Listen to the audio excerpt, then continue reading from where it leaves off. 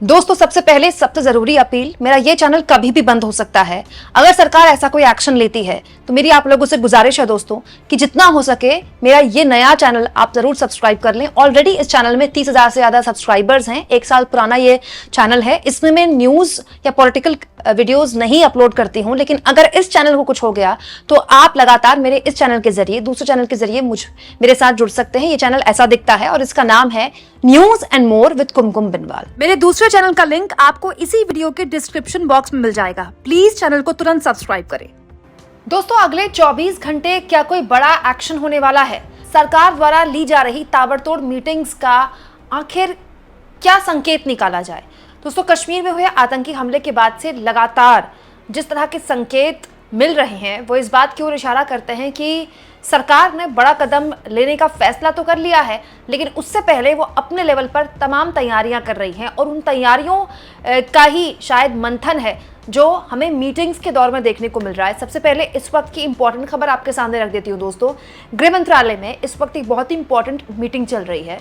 उस मीटिंग में कौन कौन मौजूद हैं, मैं राष्ट्रीय सुरक्षा का मामला है इसीलिए आपके सामने डिस्क्लोज नहीं कर रही हूँ, लेकिन ये मीटिंग आप समझ लीजिए इसका पूरा बैकग्राउंड जो है पिछले 24 घंटे में जो ताबड़तोड़ मीटिंग्स हुई हैं और अगले 24 घंटे में ताबड़तोड़ मीटिंग्स होनी है, उस हिसाब से बहुत महत्वपूर्ण है। दोस्तों कल जैसे आर्मी चीफ और रक्षा मंत्री राजनाथ सिंह की मुलाकात हुई थी, मीटिंग हुई थी, उसके बाद रक्षा मंत्री राजनाथ सिंह पीएम मोदी के आवास गए थे। सरकारी आवास में मोदी के रक्षा मंत्री और पीएम मोदी के बीच मंत्रणा हुई और उसके बाद आज जानकारी निकली है कि गृह मंत्रालय में भी एक बहुत ही इंपॉर्टेंट बैठक चल रही है और इन सब बैठकों के बीच कल का दिन बहुत महत्वपूर्ण रहने वाला है दोस्तों, क्योंकि दोस्तों ऐसा माना जा रहा है कि जो भी एक्शन लिया जाना है उसको आखिरी एक रूप देने के लिए ये बैठकें की जा रही हैं। कल का दिन इसलिए महत्वपूर्ण है दोस्तों क्योंकि कल सुबह 11 बजे कैबिनेट कमेटी ऑफ सिक्योरिटी की एक बहुत ही इंपॉर्टेंट मीटिंग है।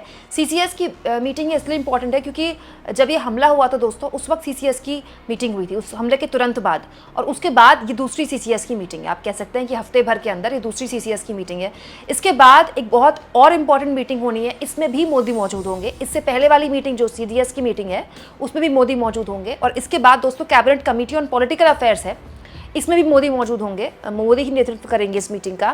मैं आपको बता दूं रक्षा मंत्री राजनाथ सिंह होंगे इस बैठक में, गृह मंत्री अमित शाह होंगे, वित्त मंत्री इस बैठक में होंगी, इसके अलावा नितिन गडकरी इस बैठक में होंगे, जेपी नड्डा इस बैठक में होंगे और भी कुछ मंत्रीगण मोदी के इस बैठक में होंगे।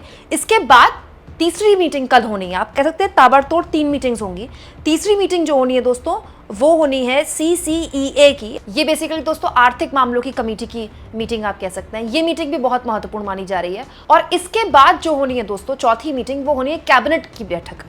आतंकी हमले के बाद ये कैबिनेट की बैठक बहुत ही इंपॉर्टेंट है और कैबिनेट की बैठक तब ली जाती है अमूमन इस तरह के मामलों का, अगर आप पूरा बैकग्राउंड देखें, जब कैबिनेट के सामने कोई प्रस्ताव आता है फिर कैबिनेट उसको हरी झंडी देती है।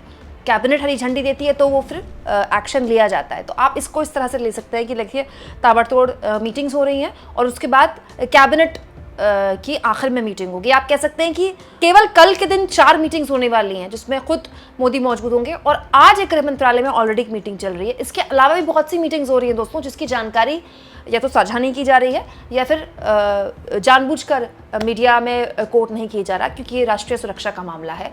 यानी आप कह सकते हैं दोस्तों कि अगले 48 घंटे बहुत ही क्रूशल रहने वाले हैं। अब इसको लेकर अलग अलग तरह की बातें हो रही हैं कि क्या पूरी तरह से युद्ध के मोर्चे पर भारत और पाकिस्तान एक दूसरे के सामने आ जाएगा। दोस्तों बहुत सारे बुद्धिजीवी हैं, बहुत सारे ऐसे लोग हैं जो कहते हैं कि भारत ओपन युद्ध कभी पाकिस्तान के साथ नहीं करेगा, सर्जिकल स्ट्राइक जैसा कोई ऑप्शन हो सकता है दोस्तों। लेकिन सच्चाई ये भी है कि भारत के पास इस तरह के तमाम विकल्प खुले हैं क्योंकि भारत ये जानता है कि उसको अपनी लड़ाई अब खुद ही लड़नी है। इस हमले के बाद जिस तरह से अमेरिका के राष्ट्रपति ट्रंप ने बयान दिया वो साफ इशारा करता है कि ट्रंप या अमेरिका को इससे कोई मतलब नहीं है। हालांकि दोस्तों हमले के बाद से ही भारत लगातार जितने भी दुनिया भर के मुल्क हैं उनको इस पूरे के पूरे मामले में उनसे संपर्क में भी हैं और वो दुनिया भर के मुल्क इस हमले की निंदा भी कर चुके हैं। लेकिन भारत को ये बात अब समझ में आ चुकी है कि अपनी लड़ाई हमें खुद ही लड़नी होगी और वो लड़ाई कैसी होगी, वो किस तरह का एक्शन होगा, इसी पर मुझे ऐसा लगता है कि आज बैठकें और कल की होने वाली बैठकों पर मंत्रणा होने वाली है। दोस्तों बहुत से लोग ये सवाल पूछते हैं कि इतनी बुरी आर्थिक हालत है पाकिस्तान की, उसके बावजूद भी एक ऐसा देश जहां पर उन आटा नहीं है खाने के लिए, बिजली इतनी महंगी है, सामान्य रोजगार के अवसर नहीं है, बहुत बुरी स्थिति है। मतलब पाकिस्तान किसी एक चीज़ के लिए भी नहीं जाना चाहता दुनिया भर में सिवाय टेररिज्म के। तो फिर पाकिस्तान ने ऐसी हिमाकत क्यों की? इसके वैसे तो बहुत सारे आंसर्स हैं दोस्तों, लेकिन जो बहुत ही ऑब्वियस से आंसर हैं उनमें से एक है कि वहाँ की सरकार इस वक्त चौतरफा घिरी हुई है। दूसरा, वहाँ के जो आर्मी चीफ है दोस्तों, उनको अपना रेलेवेंस दिखाना है। देखिए पाकिस्तान में जो सबसे ताकतवर होता है वो आर्मी चीफ होता है। वहाँ की सरकार भी उसके नीचे आती है, ISI भी उसके अंडर काम करती है। बेसिकली पाकिस्तान का जो आर्मी चीफ है वही हर तरह के इंपॉर्टेंट फैसले वहाँ पर लेता है। तो पाकिस्तान के आर्मी चीफ को अपने देश के अंदर अपनी रेलेवेंस बतानी है कि पाकिस्तान की आर्मी की भी रेलेवेंस है, पाकिस्तान की आर्मी क्यों होनी चाहिए। और माना यह जा रहा है कि पाकिस्तान के जो मौजूदा आर्मी चीफ हैं, अभी उन्होंने कुछ दिन पहले एक इवेंट में जिस तरह के बयान दिए, जिस तरह के उन्होंने भाषण बोले, एक्चुअली में जो कुछ भी हुआ कश्मीर में, ऐसा माना जा रहा है कि दरअसल वो हिंट उन्होंने उसी वक्त दे दी थी। अब पाकिस्तान की आर्मी को ऐसा लगता है दोस्तों कि भारत सीधे युद्ध के मोर्चे में पाकिस्तान के साथ अगर लड़ने आया भी तो एंड में पाकिस्तान बैक ऑफ कर जाएगा। ये पाकिस्तान की आर्मी की हमेशा से स्ट्रैटेजी रही है। लेकिन होता क्या है कि अगर आप लगातार किसी देश को परेशान करो, किसी देश को छेड़ो, किसी देश के लोगों के अंदर इतना गुस्सा पैदा करो और देश के नेतृत्व को मजबूर कर दो कि आपके खिलाफ ऐसे फैसले लेने, तो फिर किसी भी तरह के रिटेलिएशन को या किसी भी तरह के अपने ऊपर होने वाले हमले को फिर आप रोक नहीं सकते। इसीलिए दोस्तों पाकिस्तान की तरफ से भी तमाम वहाँ के जो बड़े नेता हैं वो भी अब खुलकर बयान देने लगे हैं कि भारत पाकिस्तान पर हमला कर सकता है। हालांकि अभी तो कुछ भी कहना जल्दबाजी होगा कि भारत पाकिस्तान पर हमला करेगा या फिर सर्जिकल स्ट्राइक जैसा कुछ होगा या सर्जिकल स्ट्राइक से बड़ा होगा या POK पर हमला करेगा। It's too early to say anything. और इसको लेकर दोस्तों ऑलरेडी टीवी में काफ़ी विश्लेषण हो रहा है, मैं उस फेज में नहीं जाना चाहती। लेकिन ये बात सच है कि इस आतंकी हमले के बाद एक सर्वसम्मति देश में बनी है, चाहे विपक्ष हो, चाहे पक्ष हो, चाहे आम जनता हो। ऐसे बहुत से लोग हैं जो सरकार से सवाल पूछते रहे हैं, लेकिन उनके मन में भी एक सहमति तो बनी है कि एक पक्का इलाज तो पाकिस्तान का बहुत ज़रूरी है। दोस्तों पाकिस्तान खुद भी अभी कई मोर्चों पर फंसा हुआ है।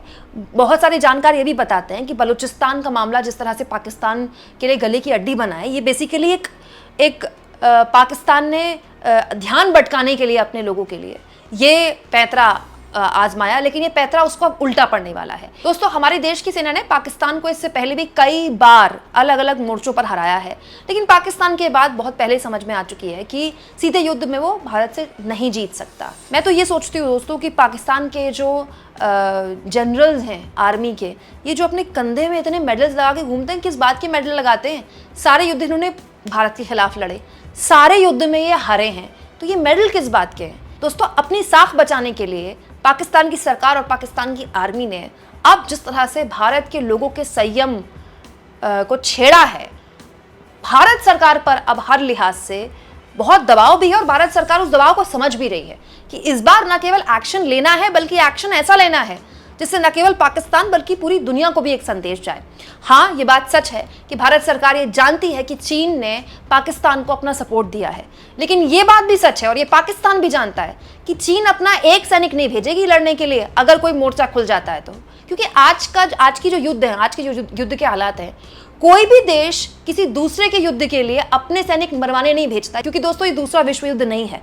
हर देश के प्रधान को, हर देश के राष्ट्राध्यक्ष को अपने लोगों को जवाब देना होता है कि फलाने के युद्ध में हम अपने लोगों को क्यों शहीद करें, हम अपने लोगों को क्यों मरवाएं।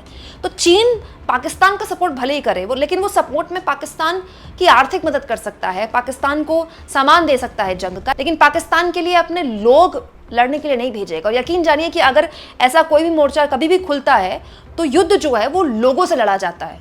मशीन, आर्टरीज, साजो सामान ऑफ कोर्स वो भी उतना ही इंपॉर्टेंट है, लेकिन उसको चलाने के लिए लोग चाहिए। और सब जानते हैं दोस्तों कि भारत की जो सेना है, हमारी जो आर्मी है, वो 9 गुना ज्यादा हर लिहाज से बेहतर है पाकिस्तान की आर्मी से।